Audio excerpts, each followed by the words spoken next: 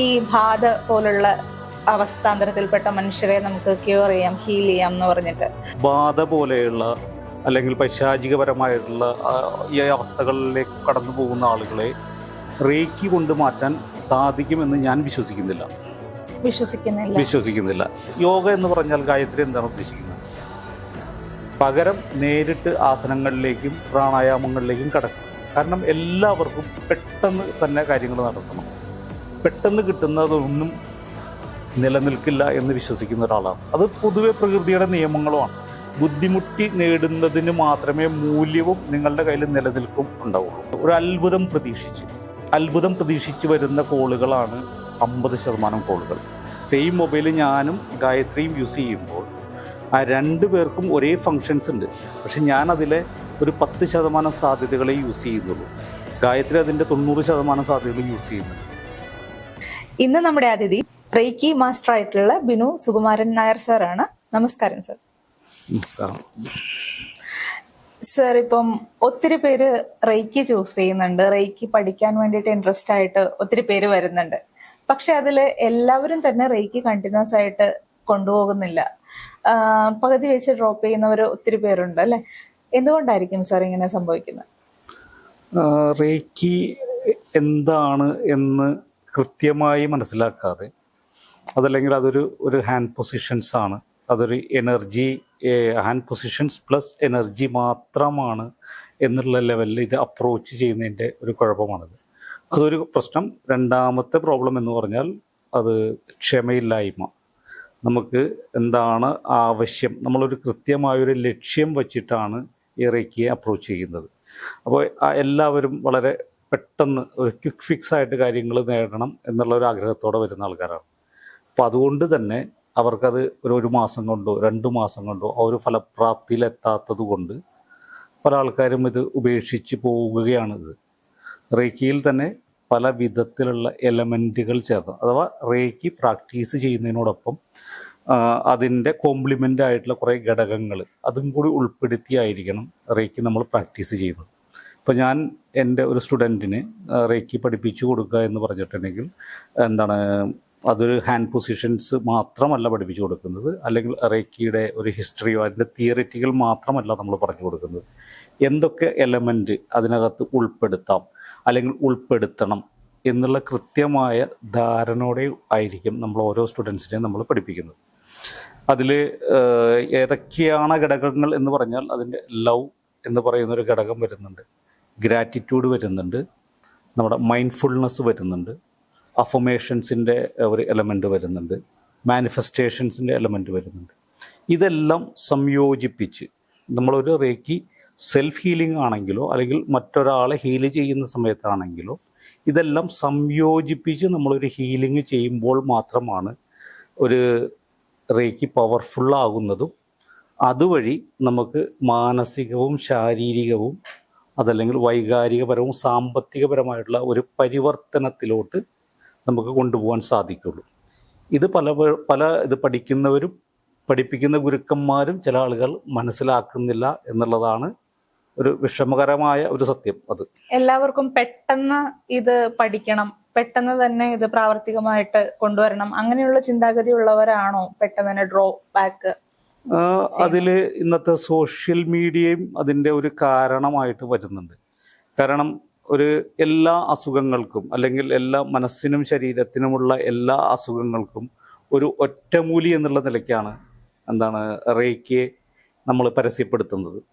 പക്ഷേ റേക്കി ഒരു പരിവർത്തനത്തിനുള്ള ഒരു സാധനയാണ് എന്നുള്ള ആ ഒരു രീതിയിൽ വിശ്വസിക്കാനാണ് ഞാൻ എപ്പോഴും ആഗ്രഹിക്കുന്നത്.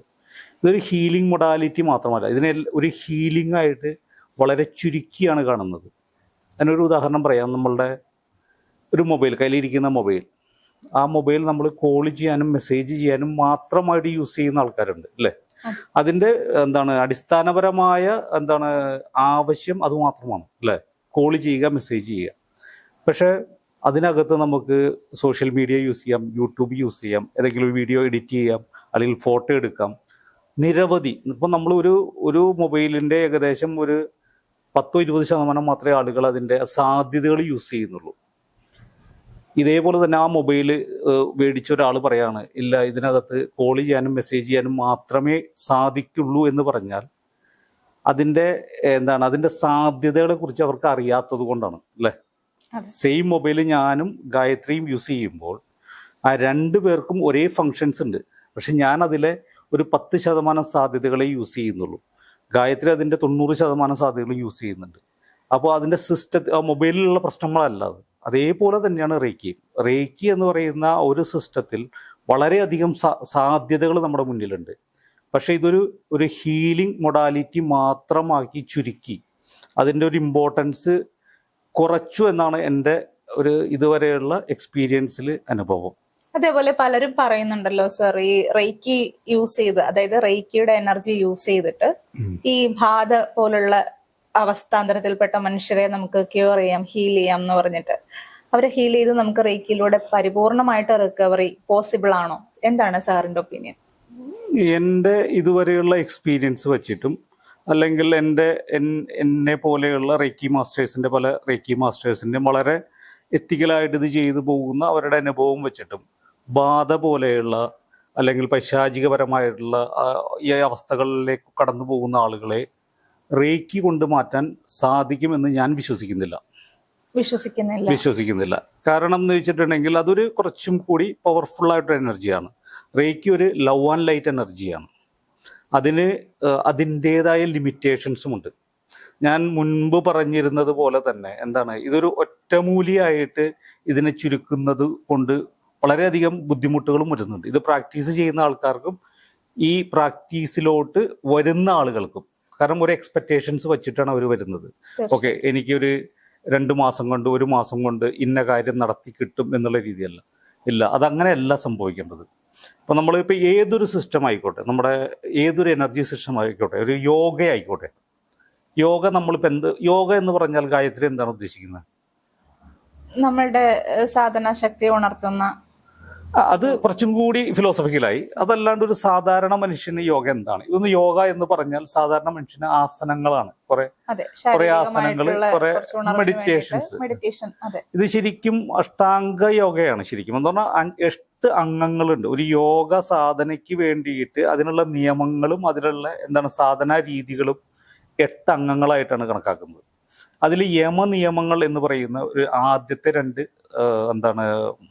ഒരു പോളിസീസ് ഉണ്ട്. ആദ്യത്തെ 2 അത് കഴിഞ്ഞാണ് ആസനവും പ്രാണായാമവും വരുന്നുള്ളൂ. നമ്മളുടെ ഇപ്പം ഇന്നത്തെ മോഡേൺ വേൾഡിലെ ഏറ്റവും വലിയ പ്രശ്നം എന്ന് വെച്ചിട്ടുണ്ടെങ്കിൽ നമുക്ക് ഈസിലി അവൈലബിൾ ആണ്, അല്ലെങ്കിൽ ഈസി ആയിട്ട് നമുക്ക് നേടിയെടുക്കാം, അത് മാത്രമേ നമ്മൾ ഇതിനകത്തേക്ക് പോകുന്നുള്ളൂ. കാരണം യമനിയമങ്ങൾ എന്ന് പറഞ്ഞാൽ നമ്മുടെ ക്യാരക്ടർ ഇത് ചെയ്യുന്നതിനും നമ്മളുടെ സ്വഭാവങ്ങൾ വ്യത്യാസം വരുത്തുന്നതിന് ഉപയോഗിക്കുന്ന കുറേ തത്വങ്ങളാണത്. അതാരും ചെയ്യുന്നില്ല എന്ന് തന്നെ പറയാം. പകരം നേരിട്ട് ആസനങ്ങളിലേക്കും പ്രാണായാമങ്ങളിലേക്കും കടക്കുന്നു. കാരണം എല്ലാവർക്കും പെട്ടെന്ന് തന്നെ കാര്യങ്ങൾ നടത്തണം. പെട്ടെന്ന് കിട്ടുന്നതൊന്നും നിലനിൽക്കില്ല എന്ന് വിശ്വസിക്കുന്ന ഒരാളാണ്. അത് പൊതുവെ പ്രകൃതിയുടെ നിയമങ്ങളുമാണ്. ബുദ്ധിമുട്ടി നേടുന്നതിന് മാത്രമേ മൂല്യവും നിങ്ങളുടെ കയ്യിൽ ഉണ്ടാവുള്ളൂ. അതല്ലാതെ ഇപ്പം ഞാൻ തന്നെ റേക്കി പഠിച്ച് ഇപ്പം ഞാൻ പഠിപ്പിക്കുന്ന ഒരാളായിക്കോട്ടെ, ഒരു 21 ദിവസത്തിന് ശേഷം സെക്കൻഡ് ഡിഗ്രി കൊടുക്കേണ്ട ഒരു ലെവലിലാണെങ്കിൽ മാത്രമേ സ്റ്റുഡൻസിന് സെക്കൻഡ് ലെവൽ കൊടുക്കേണ്ട ആവശ്യമുള്ളൂ. അവരാ സാധനാ പദ്ധതികൾ കൃത്യമായി പൂർത്തീകരിച്ച് അവർ അടുത്ത ലെവലിലേക്ക് അവർ തയ്യാറാവുമ്പോൾ മാത്രമേ കൊടുക്കുന്നേ. അതല്ലാതെ ഞാൻ കുറച്ച് നോട്ട്സും സർട്ടിഫിക്കറ്റും കൊടുത്തിട്ടുണ്ടെങ്കിൽ അവർ സെക്കൻഡ് ഡിഗ്രി എടുക്കാൻ പ്രാപ്തരായി എന്ന് ഞാൻ വിശ്വസിക്കുന്നില്ല. സർ, ഇത് പറഞ്ഞപ്പോ ഞാനൊരു കാര്യം ചോദിച്ചോട്ടെ. ഈ ഫസ്റ്റ് ഡിഗ്രി കഴിഞ്ഞവര് ഇപ്പൊ സാറ് ദീക്ഷ കൊടുത്തു, അതിനുശേഷം അവർ പ്രാക്ടീസ് ചെയ്യുന്നു, റേക്കി ഡെയിലി പ്രാക്ടീസ് ചെയ്യുന്നു. ഒരു ഗുരുവിന് എങ്ങനെയാണ് മനസ്സിലാവുന്നത് ഇവര് സെക്കൻഡ് ഡിഗ്രി പഠിക്കാൻ വേണ്ടി യോഗ്യരാണെന്ന്? എന്ത് അടിസ്ഥാനത്തിലാണ് നമ്മൾ മനസ്സിലാക്കുക? അതിന് മനസ്സിലാക്കാനായിട്ട് ഷോർട്ട് കട്ടുകളൊന്നും നമ്മളുടെ മുന്നിലില്ല. എൻ്റെ രീതി ഞാൻ പറഞ്ഞുതരാം. എൻ്റെ രീതി, ഞാൻ ഒരു മാസത്തിൽ 5 പേർക്ക് മാത്രമേ ഞാൻ ഒരു ദീക്ഷ കൊടുക്കാറുള്ളൂ. ഈ ദീക്ഷ 5 പേർക്ക് കൊടുക്കുകയുള്ളൂ എന്ന് പറയുന്നതിന് കാരണം ഈ 5 പേരെയും പേഴ്സണലായിട്ട് എനിക്ക് അവർക്ക് കോണ്ടാക്ട് ചെയ്ത് അവരുടെ ഇമ്പ്രൂവ്മെൻറ്റും അവരുടെ ഡെയിലി പ്രാക്ടീസും കൃത്യമായി വീക്ഷിക്കാൻ കഴിയും എന്നുള്ളൊരു ധാരണയിൽ തന്നെയാണ്. ഈ ആളുകളെ ഡെയിലി ഇപ്പൊ ഈ ആദ്യത്തെ 21 ദിവസം ഫസ്റ്റ് ഡിഗ്രി കഴിഞ്ഞിട്ടുണ്ടെങ്കിൽ നിർബന്ധപൂർവം 21 ദിവസം കണ്ടിന്യൂസ് പ്രാക്ടീസ് റേക്കിക്ക് ആവശ്യമാണ്. ഞാൻ കൊടുക്കുന്നത് 21 ദിവസം കഴിഞ്ഞ് ഒരു +7 ദിവസം കൂടി ഒരു ചക്രയായിട്ട് ബന്ധപ്പെട്ട ഹീലിംഗ് കൂടി ഇതിനകത്ത് ഉൾപ്പെടുത്താറുണ്ട്. ഇത് നമ്മൾ ഓരോ ദിവസവും ഇപ്പൊ ഈ എന്നിൽ നിന്ന് ദീക്ഷ സ്വീകരിച്ച ഓരോ സ്റ്റുഡൻസിനെയും എല്ലാ ദിവസവും അവരെ വിളിച്ച് അവരുടെ ഏത് സമയത്താണ് എന്താണ് അവരുടെ ഓരോ ദിവസത്തെ അനുഭവങ്ങൾ, ഈ കാര്യങ്ങൾ ഡിസ്കസ് ചെയ്ത് ഇപ്പോൾ ഒരു ദിവസം അവർ വിട്ടുപോയിട്ടുണ്ടെങ്കിൽ അവരെ കൊണ്ട് അത് ചെയ്യിപ്പിച്ച് 21 ദിവസവും അവർ പൂർത്തിയാക്കി എന്ന് മനസ്സിലാക്കിയാൽ മാത്രമേ നമ്മൾ അടുത്ത 7 ദിവസത്തെ സാധന കൊടുക്കുള്ളൂ. ഇതെല്ലാം കഴിഞ്ഞ് ഇവരുടെ അനുഭവങ്ങൾ എന്താണ്, ഇവർക്ക് എന്തൊക്കെയാണ് സംശയങ്ങൾ, ഇതെല്ലാം നിവർത്തിച്ചതിന് ശേഷം മാത്രമേ സെക്കൻഡ് ഡിഗ്രിയിലേക്ക് കൊടുക്കുള്ളൂ. ഈ 21 ദിവസം എന്ന് പറയുന്നത് ഇപ്പൊ ഈ 21 ദിവസത്തിന് ഇടയിൽ ഏതെങ്കിലും ഒരു ദിവസം നമ്മൾ വിട്ടുപോവുകയാണെങ്കിൽ വീണ്ടും അടുത്ത ദിവസം തുടങ്ങുമ്പോൾ 1 എന്ന് പറഞ്ഞിട്ടാണോ തുടങ്ങുന്നത്? സാധാരണയായി ക്ലാസിക്കൽ ഉസൂറിക്കിയിൽ ഇത് അങ്ങനെയാണ് പറയുന്നത്. പക്ഷേ കുറച്ചൊക്കെ നമ്മൾ വളരെയധികം ശാഠ്യം പിടിക്കാനായിട്ട് ഇന്നത്തെ കാലഘട്ടത്തിൽ പറ്റില്ല. കാരണം വെച്ചിട്ടുണ്ടെങ്കിൽ ഓരോരുത്തരും പല തരത്തിലുള്ള തിരക്കുകളായിട്ട് ബന്ധപ്പെട്ടാണ്. ഒരു ദിവസം പോയിരുന്നാൽ പോലും ആ ഒരു ദിവസം പിറ്റേ ദിവസം കണ്ടിന്യൂ ചെയ്യുക എന്നുള്ളത് മാത്രമാണ് ഇപ്പൊ മുന്നിലുള്ള വഴി. പക്ഷെ ഏറ്റവും അഭികാമ്യം 21 ഡേയ്സ് നമ്മൾ കണ്ടിന്യൂസ് ആയിട്ട് ചെയ്യേണ്ടതാണ് എന്നുള്ളതാണ്. അപ്പോൾ അത് ഈ 7 ദിവസത്തിന് ശേഷം 21+7 ദിവസത്തിന് ശേഷം നമ്മൾ കൃത്യമായി അവരെ അനലൈസ് ചെയ്ത് അവരുടെ അവരുടെ ഇംപ്രൂവ്മെന്റ് നോക്കിയതിന് ശേഷം അവർ ആ ഒരു ലെവലിലേക്ക് അടുത്തൊരു ലെവലിലേക്ക് കടക്കാൻ തയ്യാറാണോ, മാനസികമായി അവർ തയ്യാറാണോ, അതിനനുസരിച്ച് മാത്രമാണ് നമ്മൾ സെക്കൻഡ് ഡിഗ്രി കൊടുക്കുന്നുള്ളൂ. അതല്ലാതെ നമ്മുടെ മുന്നിലോട്ട് വരുന്ന എല്ലാവർക്കും നമ്മൾ ഫസ്റ്റ് ഡിഗ്രി പോലും കൊടുക്കുന്നില്ല. ഇതൊരു വലിയൊരു ഉത്തരവാദിത്തമാണ്. ആ ഒരു ഉത്തരവാദിത്തം നമുക്ക് കൃത്യമായി കൊണ്ടുപോകാൻ താല്പര്യമുണ്ടെങ്കിൽ മാത്രം ഇതിലോട്ട് വരിക എന്നുള്ളതാണ്. സാർ എങ്ങനെയാണ് അപ്പൊ സാറിന്റെ ശിഷ്യന്മാരെ ചൂസ് ചെയ്യുന്നത്? എങ്ങനെയാണ്? സാർ പറഞ്ഞല്ലോ വളരെ സെലക്റ്റീവ് ആയിട്ടുള്ളവർക്ക് മാത്രമേ ഞാൻ ദീക്ഷ കൊടുക്കാറുള്ളൂ എന്ന്. എങ്ങനെയാണ്, എന്തൊക്കെ ക്രൈറ്റീരിയ മാനദണ്ഡങ്ങൾ വെച്ചിട്ടാണ് സാർ ഇപ്പം ഒരു ആളെ ശിഷ്യനായിട്ട് സ്വീകരിക്കുന്നത്? കൃത്യമായി ക്രൈറ്റീരിയ എന്നതിനെ പറയാൻ പറ്റില്ല. ഞാൻ സാധാരണയായിട്ട് അനുവർത്തിക്കുന്ന കുറച്ച് മാർഗങ്ങളുണ്ട്. ഇപ്പൊ എന്നിലേക്ക് പറഞ്ഞറിഞ്ഞ് വേർഡ് ഓഫ് മൗത്തിലൂടെ എൻ്റെ പേരോ അല്ലെങ്കിൽ എൻ്റെ നമ്പറോ പറഞ്ഞറിഞ്ഞ് എനിക്ക് റേക്കി പഠിക്കണം എന്ന് പറഞ്ഞറിഞ്ഞ് വാട്സപ്പ് മെസ്സേജ് അയക്കുന്ന ധാരാളം, ഒരു ദിവസം ഒരു 10-12 മെസ്സേജുകൾ എനിക്ക് കിട്ടാറുണ്ട്. ഇവരെ ഒന്നും ഞാൻ വാട്സപ്പിൽ തിരിച്ച് ഡീറ്റെയിൽസ് വളരെ അപൂർവമായിട്ട് കൊടുക്കാറ്. ഡീറ്റെയിൽസ് പറഞ്ഞു കൊടുക്കും, പക്ഷെ എന്നിട്ട് ഇതിന് തയ്യാറാണോ എന്ന് അറിയാൻ വേണ്ടിയിട്ട് അവരെ ഡയറക്റ്റായിട്ട് കോൾ ചെയ്യാൻ പറയുകയാണ് ചെയ്യുന്നത്. ഞാൻ അവരെ അങ്ങോട്ട് കോൾ ചെയ്യാറില്ല, അവരോട് ഇങ്ങോട്ട് കോൾ ചെയ്യാൻ പറയണം. അത് തന്നെ അവർ റെഡിയാണോ എന്നറിയുന്നതിന് ഒരു മാർഗമാണ്. കാരണം ഇന്ന് എല്ലാവർക്കും വാട്സപ്പിൽ ചാറ്റ് ചെയ്ത് ഡീറ്റെയിൽസ് കിട്ടൽ മാത്രമേ താല്പര്യമുള്ളൂ. ഇവർ വിളിച്ച് ഏകദേശം ഒരു 45 മിനിറ്റ്സ് ടു 1 അവർ ഇവരുമായി സംസാരിച്ച്, ഈ വിളിക്കുന്ന ആരുമായിട്ടും ഏകദേശം ഒരു 1 അവർ നമ്മൾ സംസാരിച്ച് അവരുടെ പ്രൊഫഷൻ, അവരുടെ എക്സ്പീരിയൻസസ് എന്താണ്, അവരുടെ എക്സ്പെക്റ്റേഷൻസ് എന്താണ്, ഇതുകൊണ്ട് ഇവരെന്താണ് ഉദ്ദേശിക്കുന്നത്, അല്ലെങ്കിൽ റേക്കി കൊണ്ട് നിങ്ങൾക്ക് എന്തൊക്കെ ചെയ്യാൻ പറ്റുമെന്ന് എന്നിൽ നിന്നുള്ള കുറെ എക്സ്പ്ലനേഷൻസും ഇതെല്ലാം കഴിയുമ്പോൾ ഏകദേശം 1 മണിക്കൂറോളാവും. എന്നിട്ടും അതിൽ താല്പര്യമുള്ള ആളുകളെ മാത്രമേ ഇതിനകത്തേക്ക് ഇത് ചെയ്യാറുള്ളൂ. കാരണം പല ആളുകളും ഞാൻ മുൻപിൽ പറഞ്ഞിരുന്ന പോലെ ഒരു അത്ഭുതം പ്രതീക്ഷിച്ച് വരുന്ന കോളുകളാണ് 50% കോളുകൾ. അതിൽ തന്നെ 50% വിളിക്കുന്ന 10 പേര് വിളിച്ചിട്ടുണ്ടെങ്കിൽ 5 പേര് അത്ഭുതം പ്രതീക്ഷിച്ച് വിളിക്കുന്ന ആൾക്കാരെ ഞാൻ ചെയ്യാറില്ല ബേസിക്കലി. അതിനുശേഷം വീണ്ടും അതിനെ ഫിൽട്ടർ ചെയ്യുക എന്ന് വെച്ചിട്ടുണ്ടെങ്കിൽ ഇവരിന്ന് തയ്യാറാണോ, ഇത് ഫീസ് ഉള്ള ഒരു കോഴ്സാണ്. അപ്പോൾ വളരെയധികം വലിയൊരു ഫീസല്ല, സാധാരണക്കാർക്ക് താങ്ങാൻ പറ്റുന്ന ഫീസാണ്. ആ ഒരു ഫീസ് തന്ന് ഇതിനു വേണ്ടി സമയം ചെലവഴിക്കാനായിട്ട് അറ്റ്ലീസ്റ്റ് ഒരു 1 ഇയർ ഇതായിട്ട് ബന്ധപ്പെട്ട് പഠനവും പ്രാക്ടീസുമായി മുന്നോട്ട് പോകാൻ തയ്യാറുള്ളവരെ മാത്രമാണ് ഞാൻ സ്റ്റുഡൻ്റായിട്ട് കൺസിഡർ ചെയ്യാറുള്ളത്. എല്ലാവരും പറയുന്നത് കേൾക്കാറുണ്ട്, ഇപ്പോൾ റേക്കി പോലുള്ള കാര്യങ്ങളൊക്കെ നമ്മൾ ഈ എനർജി ബേസിസിൽ നിന്നുകൊണ്ട് നമ്മളൊരു കാര്യം പഠിക്കുകയാണെന്നുണ്ടെങ്കിൽ ഫീസ് എന്തിനാണ് ഈടാക്കുന്നത് എന്നുള്ളൊരു ക്വസ്റ്റ്യൻ പലപ്പോഴും വരാറുണ്ട്. അപ്പൊ അതിന് സാറിന്റെ ഭാഗത്തു നിന്നുള്ളൊരു മറുപടി എന്തായിരിക്കും? 2 തരത്തിലുള്ളൊരു മറുപടി ഞാൻ പറയാം. ഇതിനകത്ത് ഒരു എനർജി എക്സ്ചേഞ്ച് എന്ന് പറയുന്നത് അതെല്ലാവരും പറയുന്നൊരു സംഭവമാണ്. നമ്മളൊരു എനർജി വേറൊരാൾക്ക് കൊടുക്കുമ്പോൾ അതിൽ നമ്മളെ ടൈം എല്ലാം എനർജിയാണല്ലോ. നമ്മുടെ ടൈം എനർജിയാണ്, നമ്മുടെ എന്താണ് എഫേർട്ട് എനർജിയാണ്. ഒരു എനർജി വേറൊരാൾക്ക് കൊടുക്കുമ്പോൾ അതിന് പകരമായി നമ്മൾ എന്തെങ്കിലും റിട്ടേൺ ആയിട്ട് കിട്ടിയിരിക്കുക എന്നെങ്കിൽ മാത്രമേ ഇതിന് പരസ്പര മൂല്യം കൽപ്പിക്കൂ. അതൊരു classical way of answering that question അതാണ്. അതല്ല ഏതെന്ന് വെച്ചിട്ടുണ്ടെങ്കിൽ ഇത് നമ്മൾ പൈസ കൊടുക്കാതെ, വളരെ ഒരു എന്താണ് ലേമൻ പോയിന്റ് ഓഫ് വ്യൂ ഞാൻ പറയാം, നമ്മൾ പൈസ കൊടുക്കാതെ ഫ്രീ ആയിട്ട് കിട്ടുന്ന എന്തിനെങ്കിലും നിങ്ങൾക്ക് നാളെ ഒരു മൂല്യമുള്ളതായിട്ട് തോന്നിയിട്ടുണ്ടോ? പൊതുവേ തോന്നില്ല.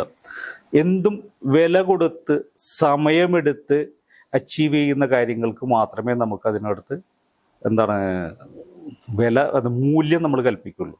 എന്തുകൊണ്ടാണ് ആപ്പിൾ എന്ന് പറയുന്ന ഒരു ഫോൺ 1,50,000 കൊടുത്ത ആൾക്കാർ വാങ്ങുന്നത്? അത് കയ്യിലിരിക്കുമ്പോൾ അതിൻ്റെ മൂല്യം മറ്റുള്ളവർ കാണുമ്പോൾ ഉള്ളൊരു മൂല്യം കൂടുതലാണ് അല്ലേ? അതേപോലെ തന്നെയാണ് എല്ലാത്തിനും ഒരു മൂല്യമുണ്ട്. ആ മൂല്യം കൊടുത്ത് വാങ്ങുക എങ്കിൽ മാത്രമാണ് അതിനൊരു വിലയുണ്ടാവുള്ളൂ എന്ന് വിശ്വസിക്കുന്ന ഒരാളാണ്.